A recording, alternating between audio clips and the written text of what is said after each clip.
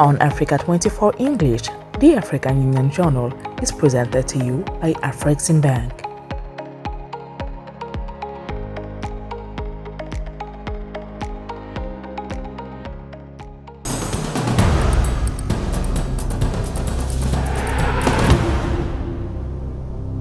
Welcome to the African Union Journal. In this edition, we focus on the continent's economic transformation driven by industrialization, resource valorization, and the acceleration of strategic investment. We will also look at infrastructure financing, ongoing regional dynamics, and the strengthening of international partnerships.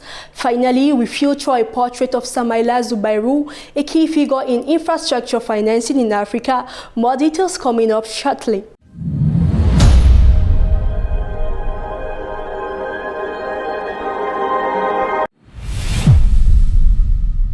Africa loses $230 billion each year, representing 7.5% of its GDP, by exporting raw materials and importing finished goods. To resolve this trend, William Ruto advocates for local resource processing, while Yoweri Museveni focuses on transport infrastructure.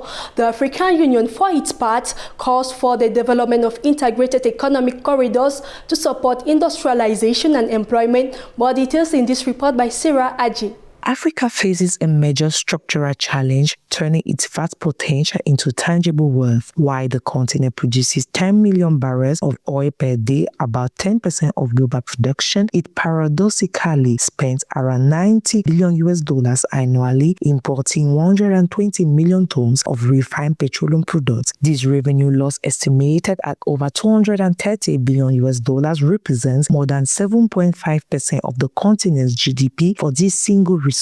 For Kenyan President William Ruto, competitiveness will necessarily depend on an ambitious energy transition. We can demonstrate leadership at the highest level to move this process forward.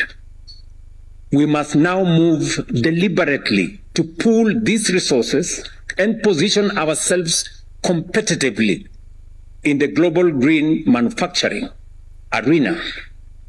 However, we cannot achieve competitiveness without affordable energy, making large-scale investment in renewable energy an urgent priority, and ensuring that the resources that we have in our region. On his part, Uganda President Yoweri Museveni identifies production costs as the main barrier to economic emergence. He points specifically to transport, particularly railways and waterways, as key structural costs that must be reduced in order to improve competitiveness and support industrial development. If you want your economy to succeed, you must identify the core cost pushers, which push costs in production. One of them is transport. Transport, especially the railway and the water transport. So if you build the railway, you must build it with either government money. The vision of a connected Africa is also promoted by Lerato Dorothy Mataboge, African Union Commissioner. She notes that Africa's domestic financial base now exceeds trillions of dollars, but that the ASEAN market suffers from a lack of physical connectivity. Africa is not constrained by potential. It is constrained by alignment. We have capital. I think the CEO made the point very emphatically. We have the capital. Africa's domestic capital market, capital base, now exceeds trillions of dollars. We have markets under the African Continental Free Trade Area, but these elements are not sufficiently connected to create productive capacity at scale. This is why we must fundamentally shift how we think about infrastructure. This logistic revolution is now seen as a must for Africa to stop exporting its jobs along with its raw materials. In the context of shifting value chains and the pursuit of economic sovereignty, Africa faces the challenge of better transforming its resources. Despite its vast raw material wealth, the continent remains dependent on imports of finished goods. According to the World Bank, manufacturing represents only about 11 to 13% of the Africa GDPs, a level considered insufficient for structural economic transformation. Sarah Aji tells us more. In a global context marked by the restructuring of value chains and the pursuit of economic sovereignty, investment in local production is emerging as a major strategic challenge for Africa. Even today, the continent remains heavily dependent on imports of finished products despite its abundant raw material resources. According to several estimates by the World Bank, the share of the manufacturing industry in Africa's GDP remains relatively low, averaging around 11 to 13%, a level considered insufficient to support a deep structural transformation of the economy. If you want your economy to succeed, you must identify the core cost pushers, which push costs in production. One of them is transport. Transport, especially the railway and the water transport. At the same time, Africa accounts for less than 2% of global manufacturing production, far behind other emerging regions, highlighting its still limited position in global value chains. Yet, experts believe the potential is enormous. Local processing of raw materials, particularly in agro-industry, textiles, and mining, could generate greater added value, more skilled jobs, and higher tax revenue compared to the export of raw commodities. We have made a lot of mistakes in the past, where we've been relying on foreign investors. A foreign investor will not come without the leadership of domestic investor. So a domestic investor must take the risk and start developing your own continent, not for you to wait for foreign investors. Foreign investors will only come when things are looking rosy and good. Another revealing figure, around 60% of Africa's workforce is still employed in agriculture or low productivity sectors, which accounts for only about 20% of GDP, according to recent economic analysis. In response to this situation, several initiatives are emerging. The Africa Continental Free Trade Area aims to boost intra-African trade and industrialization. In addition, some countries are investing in industrial zones and local processing chains, particularly in the agri-food and textile sectors. This is such a moment for Africa, because the Africa of tomorrow will not be shaped by hope alone. It will be shaped by what we build, by what we finance, what we connect, what we process, and how we choose to do that now. The Africa our children will inherit will not be the one we hope for. It will be the one that we've intentionally built. Despite these constraints, the momentum appears to be underway. Analysis suggests that Africa's industrial development could accelerate through better integration into global value chains and an upgrading of local production. Beyond economics, the challenge is also strategic. For many observers, Africa's ability to process its resources locally will determine its economic sovereignty, job creation, and future influence in the global economy.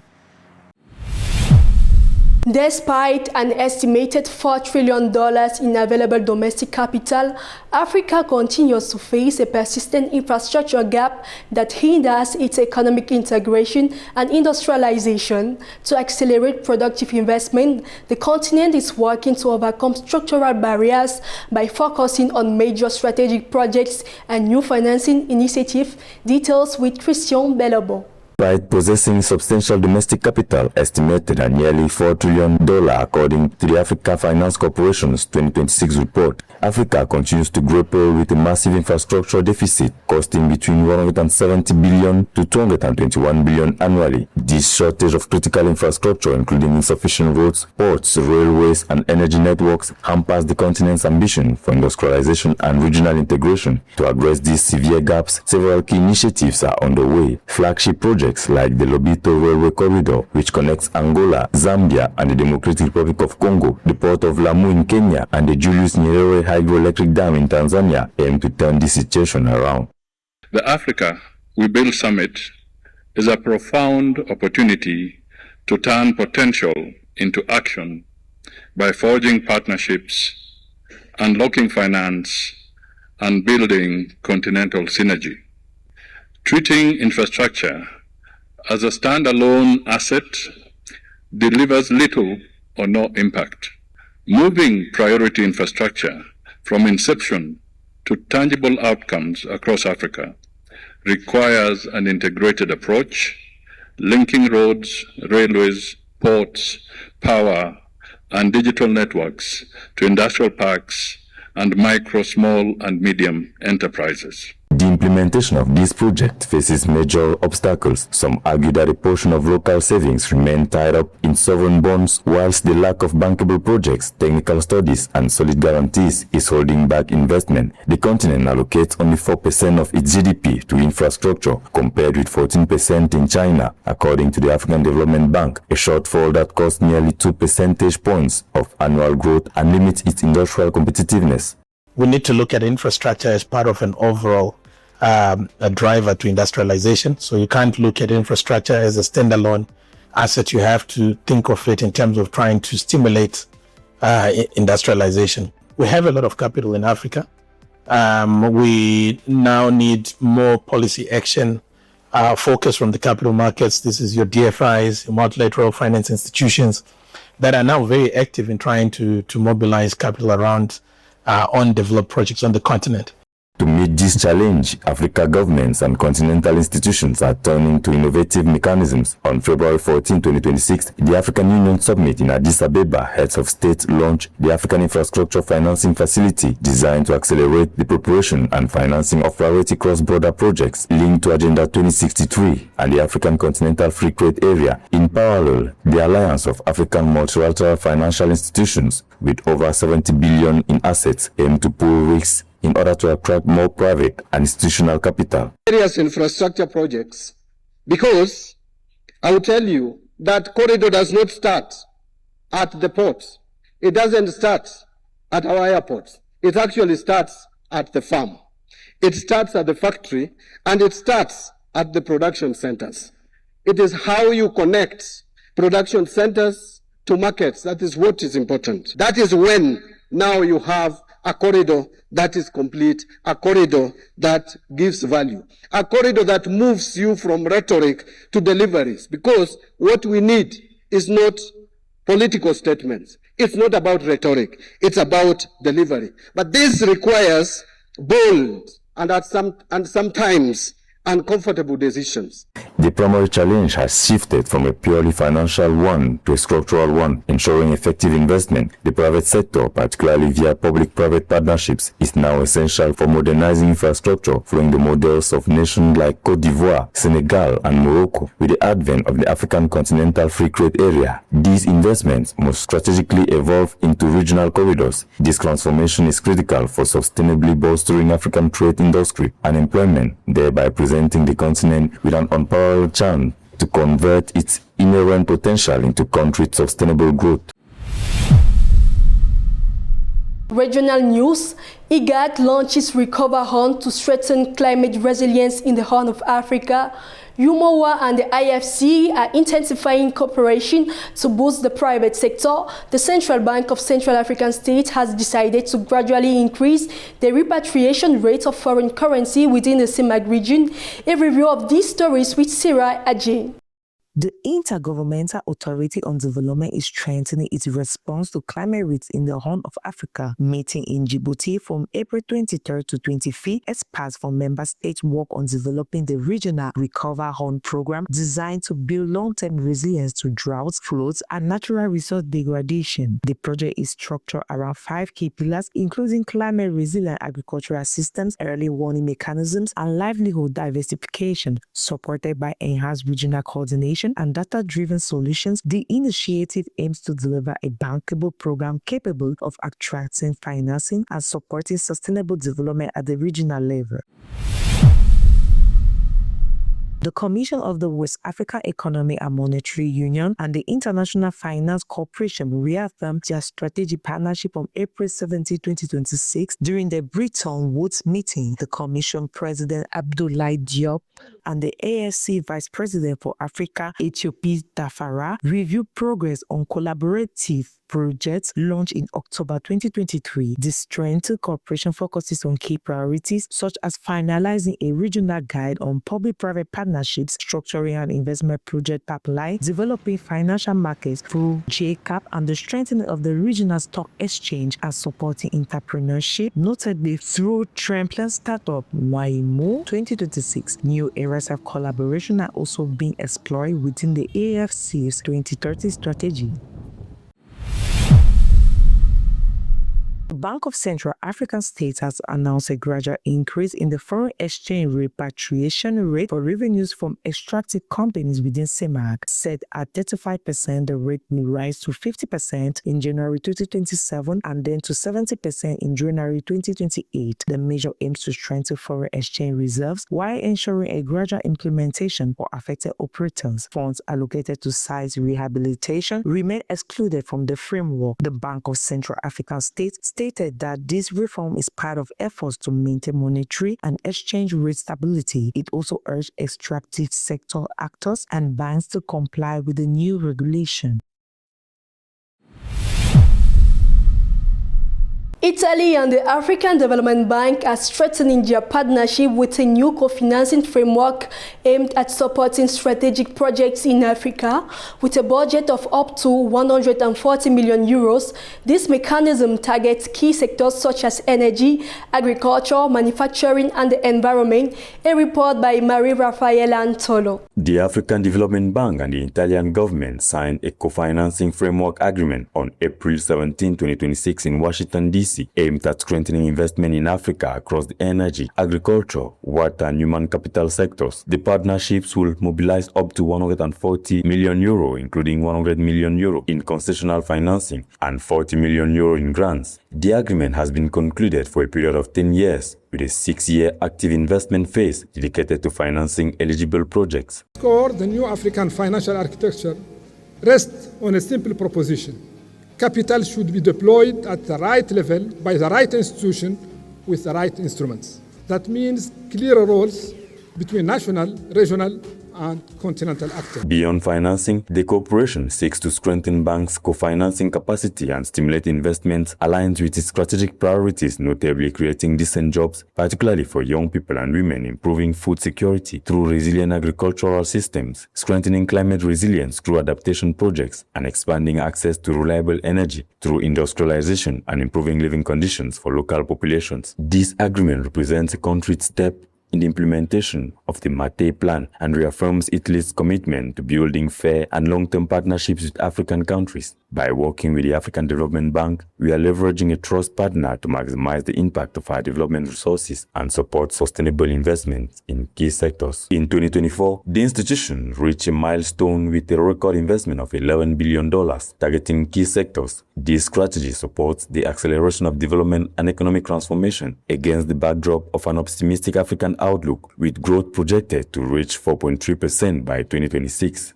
Mesdames et messieurs les participants, vous êtes allés au-delà de la... Ladies and gentlemen, we have gone beyond mere adoption by deciding today that the new African financial architecture will become the new African financial architecture for development. Financière africaine pour le développement. The African Development Bank and Italy also intend to strengthen their cooperation through joint initiatives, thereby consolidating a public-private partnership in support of sustainable and inclusive growth in Africa. This partnership with Italy also aims to mobilize greater capital flows towards African small and medium-sized enterprises, which account for 90% of businesses on the continent, but face a financing gap estimated at $330 billion.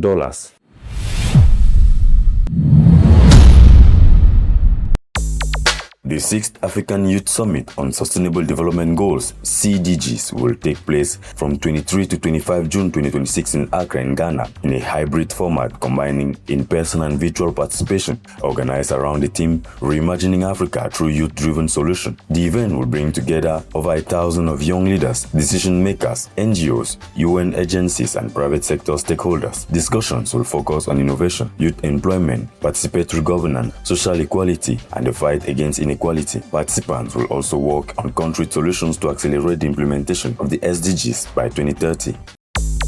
The 44th Annual Southern African Transport Conference, SATEC 2026, will take place from July 6 to 9, 2026 in Pretoria, South Africa. This major event for the transport sector in Southern Africa will bring together engineers, researchers, public decision makers, logistic operators, and regional institutions. Discussions will focus on modernization of transport infrastructure, sustainable mobility, the digitalization of logistic systems, and regional integration. The event aims to propose innovative solutions to improve connectivity and transport economic growth in the SADC region.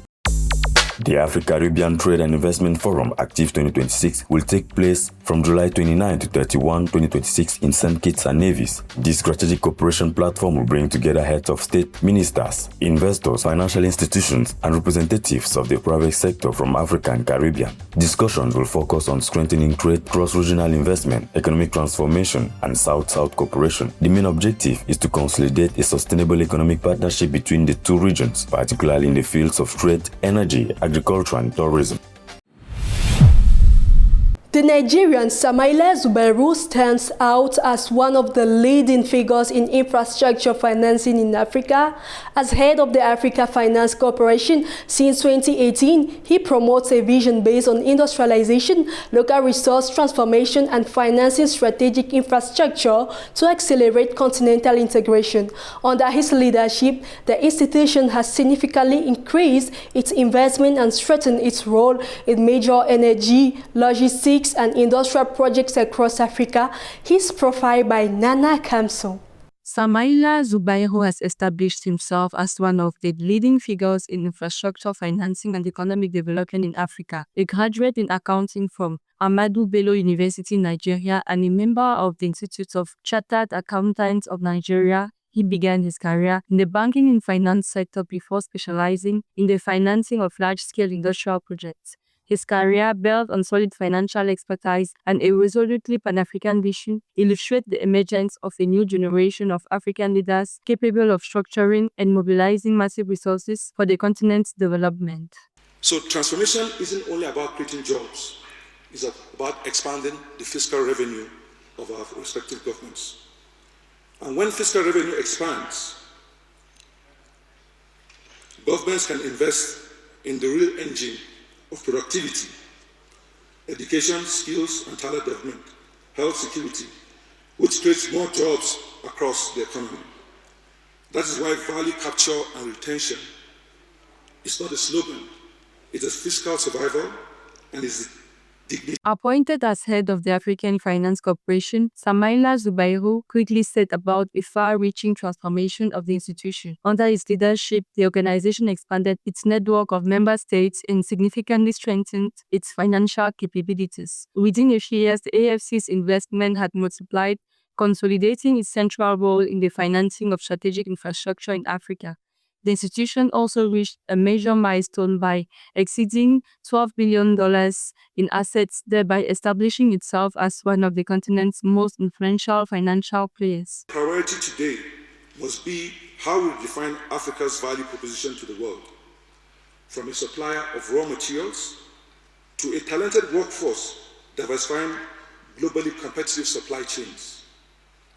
Africa's greatest asset is not only what is under the soil, it is who is above it. Our people.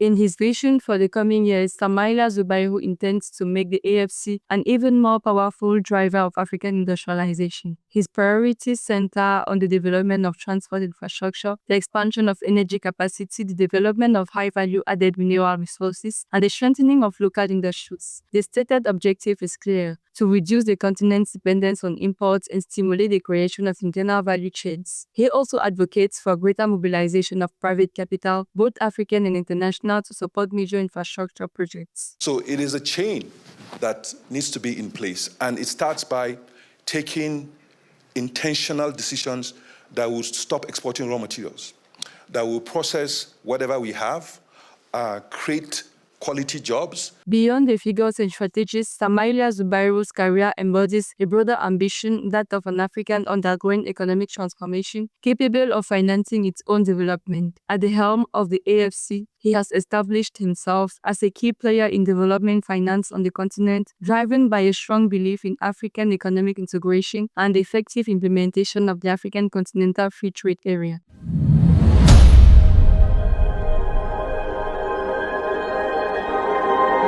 Thank you for watching this edition of the African Union Journal. Stay updated on all African news on our website africa24tv.com, on the My Africa 24 app, and across all our digital platforms.